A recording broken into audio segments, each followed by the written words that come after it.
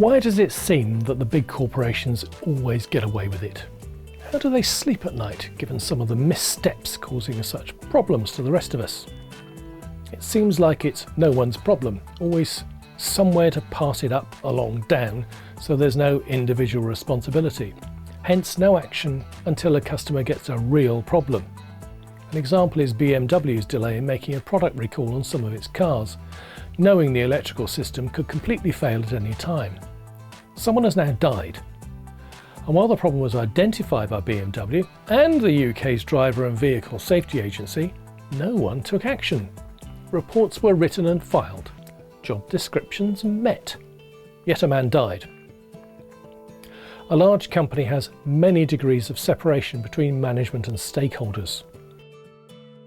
People at the top don't know many of their own team, let alone external stakeholders, so it's easy to treat them, us, as mere numbers to be shifted about for the apparent greater good. And it's easy to hide, which is a human trait. Why take responsibility if you don't have to? Which means if you, as a business, don't have to take responsibility for all the mistakes, you don't suffer so many losses. Avoiding loss is usually a better way to grow than taking on new, possibly risky projects. Indeed, what is a risky project if you can avoid any potential losses? Hence more growth if you blur the lines between accountability and morality. Smaller companies are probably more accountable, as owner-managers are closer to their team and customers, nowhere to hide, no external forces driving their need for continual growth. And like the communities that sprang up around the coalfields and steelworks, everyone knew and looked out for everyone else. Peer pressure produced a collective moral compass. So it is in small companies. People know each other, their families and even friends. Many small business owners value that closeness and decide not to grow because they think the business might lose that. Perhaps it's the growing size and complexity that worries them, but also I've found they're concerned what the extra layers might bring in terms of lost accountability. Subconsciously they see what some big businesses get away with and it doesn't sit easily with them. They prefer having nowhere to hide. Some small businesses try to emulate their larger cousins, copying structure, organisation and methods. And some people want to make as much money as possible with little regard for the consequences. Over time this attitude tends to mellow. Whether that reflects experiences, few problems that teach the owner to be more careful, or if it's a sign of growing maturity, I don't know.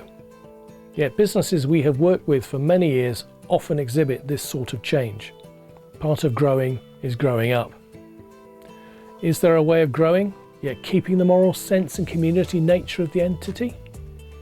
Vineet Nayar, former CEO of HCL Technologies, employer of 90,000 people, describes how he gets back the sense of pride and individual ownership by putting employees first and customers second. His goal was for his people to introduce themselves as a proud member of HCL, instead of simply saying, "I work in IT." HCL's management team has the primary job of enthusing their people by providing a compelling vision of tomorrow for each one of them. As ever, it relies on personal goals, not corporate ones, asking for opinions and having the humility to take criticism in the right spirit.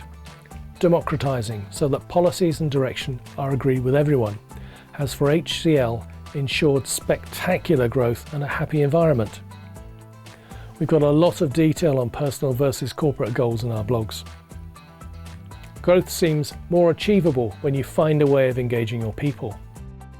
We've seen some interesting growth trajectories. Businesses have grown turnover 8-fold in 7 years, with profits increasing even more, and equivalent growth in net worth.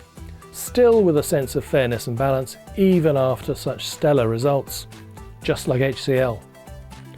We have strategies for businesses to engage their teams. There's an email link if you want to know more. I've got a blog section on the website all about thinking and decisions, and one's on planning and management. Click the link in the description and start your journey. Be sure to check back to the website. The new Thinking and Decisions section will be regularly expanded with new content to help you meet your goals.